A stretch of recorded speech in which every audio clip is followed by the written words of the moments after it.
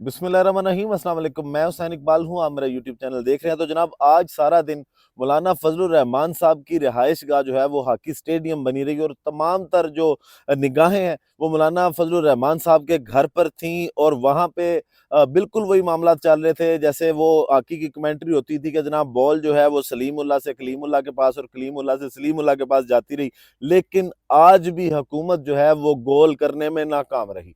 अब मामला ये है कि पिछले 1-2 दिन से हुकूमत जो है वो कॉन्फिडेंस शो करती है कि हमारे नंबर्स पूरे हैं और हम जो है वो आईनी तरमीम का बिल सेनेट और कौमी असम्बली में पेश करने जा रहे हैं। वफाकी काबीना से भी जो है वो इसकी मंजूरी हो जाएगी। सबसे पहली बात तो ये कि क्या वो मुसवदा वो फाइनल हुआ है या नहीं हुआ जिस पे वोट होने हैं। और उसके बाद अब लगता ये है कि हुकूमत जो है वो कॉन्फिडेंट है और वो गोल करना चाह रही है। और कल दोबारा जो है वो इजलास तलब कर लिए गए हैं। वफाकी काबीना का इजलास भी कल दोपहर 2:30 बजे बुलाया गया और उसके अंदर मुसवदा जो है वो फाइनल किया जाएगा और उसकी समरी जो है वो दस्तखत किए जाएंगे उस पर। और उसके बाद 3 बजे जो है दोपहर 3 बजे सेनेट का इजलास भी तलब कर लिया गया और 5 बजे कौमी असम्बली का इजलास भी तलब कर लिया गया है। और जो बिल है ये आईनी तरामीम का बिल जो आजकल हुकूमत के लिए दर्द सर बना हुआ था और बड़ी हुकूमत को जल्दी है। अब जल्दी क्यों है उस पर भी बात करेंगे। और क्या अब जो बॉडी लैंग्वेज हुकूमत की लग रही है उससे ऐसा लगता है कि हुकूमत जो है वो नंबर गेम पूरी कर चुकी है। बज़ाहिर जो बातें अभी तक के जो मामला थे उसमें तो यही था कि जनाब मौलाना फजलुर रहमान साहब जो हैं वो मुसवदा जो सबसे पहले सामने लेके आया गया था जिसमें बहुत से पार्टीज को और मौलाना फजलुर रहमान साहब को इतराज़ात थे। फिर उसके बाद उस मुसवदे पे मुशावरत चलती रही। मौलाना फजलुर रहमान साहब के घर में जो तमाम पार्टीज हैं उनका आना जाना लगा रहा। आज भी बार बार इजलास भी मुलतवी किए गए और 3-3 4-4 चक्कर लगाए गए मौलाना फजलुर रहमान साहब के घर के मुख्तलिफ पार्टीज की जानिब से। एक तो ये कि पाकिस्तान तरीके इंसाफ जो है वो मुलाकात करने के लिए गई, उन्होंने इमरान खान साहब से मुलाकात की और वहाँ पे इमरान खान साहब ने मौलाना फजलुर रहमान साहब का जो किरदार है उसको सराहा भी और साथ ये भी कहा कि मुशावरत जो है उसको जारी रखे। और दूसरी जानिब जो बड़ी बैठक हुई और वो कब हुई, जब मौलाना फजलुर रहमान साहब ने ये बात की कि हमें कल तक जो है वो मुशावरत का वक्त दिया जाए, लेकिन बिलावल भुट्टो साहब मौलाना फजलुर रहमान साहब के घर में 4 घंटे से जायद बैठे रहे और उनके साथ मोहसिन नकवी साहब भी बैठे रहे। तो वो मुलाकात काफ़ी लंबी चलती रही। फिर अख्तर मेंगल साहब जो ज़ाहिर तो ये कह रहे हैं कि वोटिंग का हिस्सा नहीं करेंगे, लेकिन आपको बता रहे हैं कि वो लाजमी वोट करेंगे और हुकूमत की जानिब से वोट करेंगे। ये सिर्फ उनका एक सियासी या पॉलिटिकल स्टंट इसको अगर कहें तो उसके अलावा कुछ नहीं है। अब जनाब जब ये मुलाकात हुई, मुशावरत हुई, उससे पहले खबरें चलती रहीं कि जनाब वफाकी काबीना का जो फौरी इजलास है वो तलब कर लिया गया और उसके साथ साथ सेनेट का इजलास जो है वो भी रात तक इंतजार करते रहे कि कब जनाब इजलास जो है वो शुरू होंगे। फिर मामला कुछ यूं हुए कि मौलाना फजलुर रहमान साहब और बिलावल भुट्टो साहब बाहर आए और उन्होंने आके प्रेस कॉन्फ्रेंस की और उस प्रेस कॉन्फ्रेंस में भी मौलाना फजलुर रहमान साहब ने कहा कि पाकिस्तान तहरीके इंसाफ ने हमसे कुछ टाइम मांगा है। 1 दिन का वक्त उनको देते हैं कि कल तक जो है वो पाकिस्तान तहरीके इंसाफ को जो सलाह मशवरे का वक्त देते हैं। वो फिर जो हमें कॉल देगी उसके बाद फिर देखेंगे कि हमने करना क्या। मौलाना साहब ने कल तक का वक्त मांगा। फिर वफाकी काबीना का इजलास जारी था जहां से पहले तो खबरें ये चलाई गई कि आईनी मुसवदा जो है वो मंजूर कर लिया गया, लेकिन उसके बाद दोबारा से मंजरनामा तब्दील हुआ और पता ये चला कि जनाब वफाकी वजीर दाखिला मोहसिन नकवी साहब और बिलावल भुट्टो साहब जो हैं वो पहुंचे और बिलावल भुट्टो ने ब्रीफिंग दी काबीना के खसूसी इजलास में और वहां पे बताया गया कि मौलाना फजलुर रहमान साहब के साथ जो मुलाकात हुई है उसके अंदर क्या क्या बातें हुई हैं। अब लगता तो ये है कि सिर्फ मौलाना फजलुर रहमान साहब ने क्योंकि पाकिस्तान तहरीक इंसाफ को जुबान दिया और मौलाना फजलुर रहमान साहब के लिए जो है वो 1 दिन का गैप डाला गया हुकूमत की जानिब से, लेकिन जो बॉडी लैंग्वेज नजर आ रही है और जो पाकिस्तान तहरीक इंसाफ की जानिब से बयानात आ रहे हैं उससे तो यही लगता है कि हुकूमत जो है वो अब कॉन्फिडेंट है और वो जो गोल करना चाह रही थी अब हुकूमत वो गोल करने चाह रही है। बेसिकली वो गोल नहीं है, ये एक ओन गोल होगा। हुकूमत अपने ही खिलाफ जो है वो इस तरह के एक अजीब सा अपने आप को मुतनाज़े कर लेगी, खुद से मुतनाज़े कर लेगी। बेसिकली तो मामला तो वही है कि जान छुड़वानी है जस्टिस मंसूर अली शाह साहब से और 25 से पहले पहले किसी ना किसी तरीके से ये तरामीम हुकूमत ने करनी थी। अब जोर लगाया गया, पैसे लगाए गए, अरबों की ऑफर्स की गई, लोगों के फैमिलीज़ को उठाया गया, उनके बच्चों पर तशद्दुद किया गया। वो जिनके कल अली मोहम्मद खान साहब ने भी बात की कि लोगों के बच्चों के सीने से प्लास के साथ गोश्त खींचा गया, उनको उनकी चीखें सुनाई गईं। तो उसके बाद ये सारा प्रेशर जो है वो पाकिस्तान तहरीक-ए-इंसाफ के लोगों ने देखा।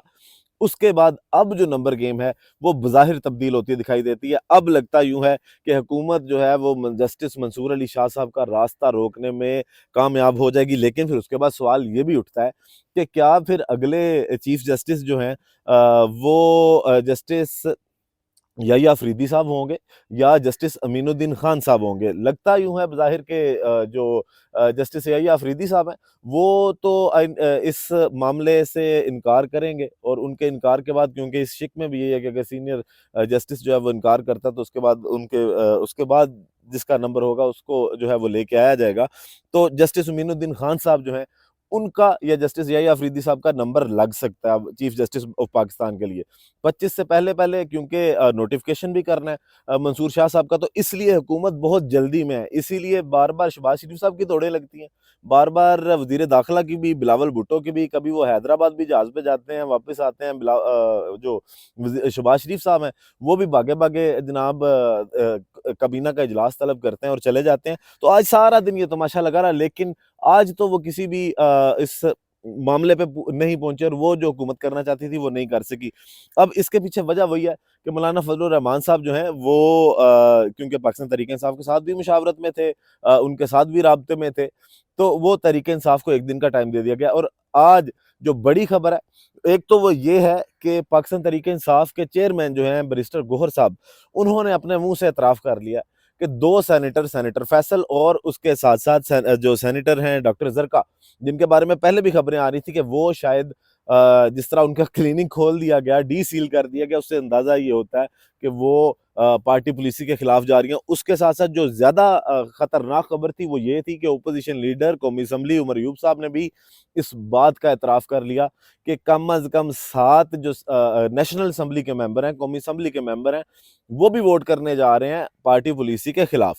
तो अब पाकिस्तान तहरीक-ए-इंसाफ ने, जो उनका आज खुसूसी कमेटी का इजलास हुआ, उसमें ये फैसला किया गया कि हम जनाब वोट करने नहीं जा रहे, हम बायकॉट कर रहे हैं। दोनों जो इजलास हैं, सेनेट का हो, कौमी असम्बली का हो, तो वो उसके अंदर हम वोटिंग करने तो नहीं जा रहे। उसके साथ-साथ उन्होंने ये भी कहा कि वो लोग जो पार्टी पॉलिसी के अगेंस्ट जाके वोट देंगे, उनके खिलाफ भी एहतजाज की कॉल दी जाएगी पाकिस्तान तहरीक-ए-इंसाफ की जानिब से। तो ये वो तहरीक-ए-इंसाफ के अंदर जो सारी बातें, जो उनका इजलास हुआ और उसके अंदर जो-जो कुछ डिस्कस हुआ, क्योंकि लगता ये है कि पाकिस्तान तहरीक-ए-इंसाफ को अब समझ आ गई है कि लोग कुछ इनके प्रेशराइज़ हो गए हैं। और जो सबसे हैरत-अंगेज़ बात है, वो ये है कि सुनने में ज़राए के मुताबिक खबरें ये भी आ रही हैं कि ज़ैन कुरैशी साहब भी जो हैं वो पार्टी पॉलिसी के अगेंस्ट वोट करने जा रहे हैं।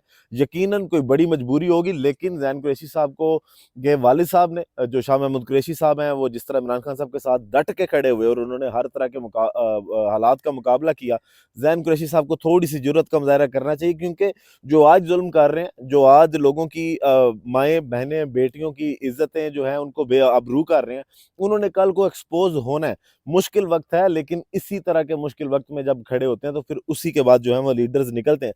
तो नंबर गेम की अगर आप बात करें, तो नंबर गेम्स में अब बज़ाहिर यूँ लगता है कि अगर 7 वोट जिसको हुकूमत 8 से 10 क्लेम करती है, जो बैरिस्टर अकील साहब हैं उन्होंने भी ये कहा कि पाकिस्तान तहरीक-ए-इंसाफ के 8 से 10 लोग जो हैं वो हमें वोट करने जा रहे हैं नेशनल असम्बली में।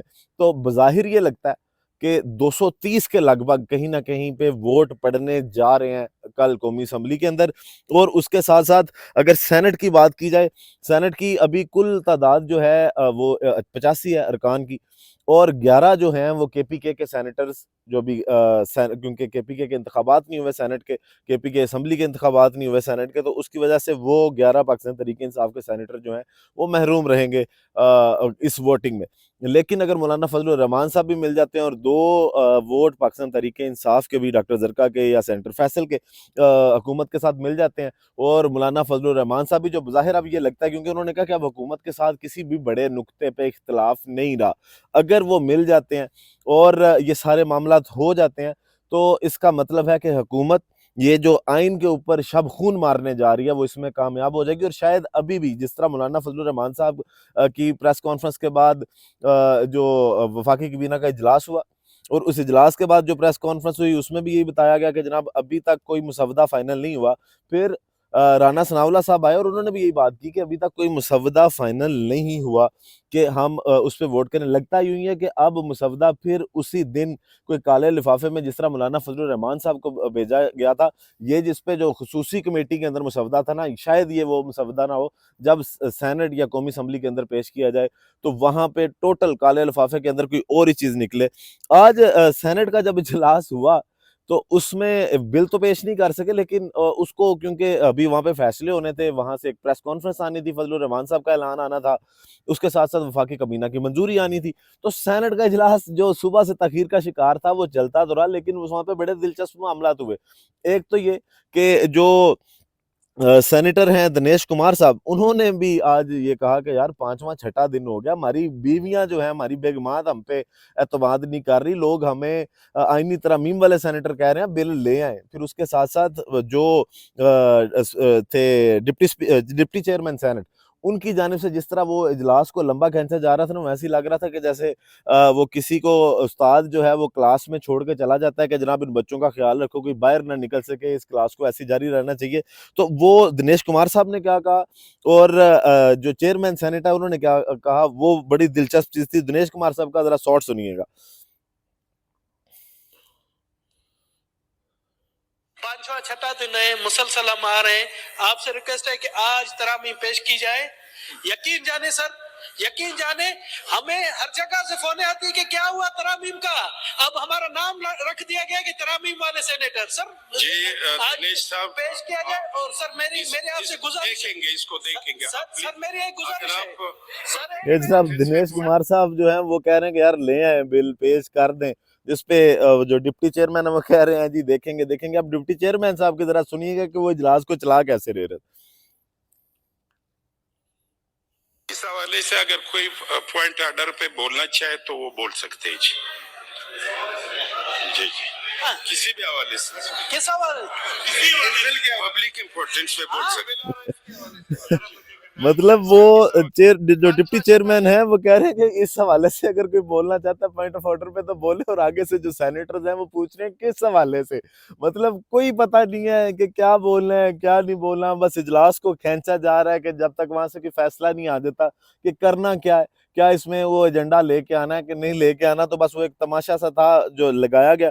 अब हुकूमत बड़ी कॉन्फिडेंट नजर आ रही है जी कि हुकूमत के नंबर्स पूरे हैं, सेनेट में भी पूरे हैं, और तरमीम तो लगता यूं है कि होने जा रही है। और जिनके कहने पे ताकतवरों को खुश करने के लिए हुकूमत को भी खुद भी पता नहीं है कि मुसवदे में है क्या। अब अगर बात करें जनाब इस सारे मामले की कि मायूस इससे होना चाहिए या नहीं होना चाहिए, वक्ती तौर पे तो यकीनन जो पाकिस्तानी हैं जो आइन के साथ या कानून के साथ हमदर्दी रखते हैं या उसके साथ चलना चाहते हैं और वो चाहते हैं कि पाकिस्तान में आइन और कानून की हुक्मरानी हो, उनके लिए ये यकीनन एक अच्छी खबर नहीं है। लेकिन मायूसी की बात इसलिए नहीं है कि इसका रिवर्सल है, और रिवर्सल वही है कि अगर पाकिस्तान तहरीक इंसाफ या इमरान खान साहब कल को इलेक्शन जीत के या इन्हीं इलेक्शन का अगर दोबारा कट्टा खुलता है और 2/3 मेजोरिटी लेके पाकिस्तान तहरीक इंसाफ या कोई भी पार्टी दोबारा से ऐवान में आती है, तो वो दोबारा से इन्हीं अमेंडमेंट्स को रिवर्स भी कर सकती है। तो ये सारे मामलात जो हैं अब पाकिस्तान के आइन की हिफाजत भी सिर्फ शायद पाकिस्तान तहरीक इंसाफ के हाथ में रह गई है, क्योंकि बाकी तमाम पार्टीज जो हैं वो इस चीज़ पे बैठ के फैसला कर चुकी हैं कि वो जो सीनियोरिटी प्रिंसिपल था उसको भी बाईपास करेंगे, सुप्रीम कोर्ट ऑफ पाकिस्तान के पर काट के ही छोड़ने हैं। और अभी तो कल जब मुसवदा आएगा जो काले लिफाफे में बंद करके भेजा जाएगा, उसके अंदर से कौन कौन सा जो सांप है वो पटारी में से निकलता है, ये बड़ी इंपॉर्टेंट बात है। तो कल 2:30 बजे इजलास है वफाकी काबीना का, और उसके बाद 3 बजे इजलास है सेनेट का, और 5 बजे जो है वो कौमी असम्बली का इजलास है। हुकूमत उसमें दोबारा जो है वो जोर आजमाई करने जाएगी, और अब बज़ाहिर यूँ लगता है कि मामला हुकूमत के सेट हैं। नंबर गेम जो है वो अब पाकिस्तान तहरीक इंसाफ के हाथ से निकल गई है। वीडियो का ख्ताम करते हैं जनाब इस दुआ के साथ कि अल्लाह ताला पाकिस्तान पर अपनी रहमत नाजिल करे। पाकिस्तान जिंदाबाद।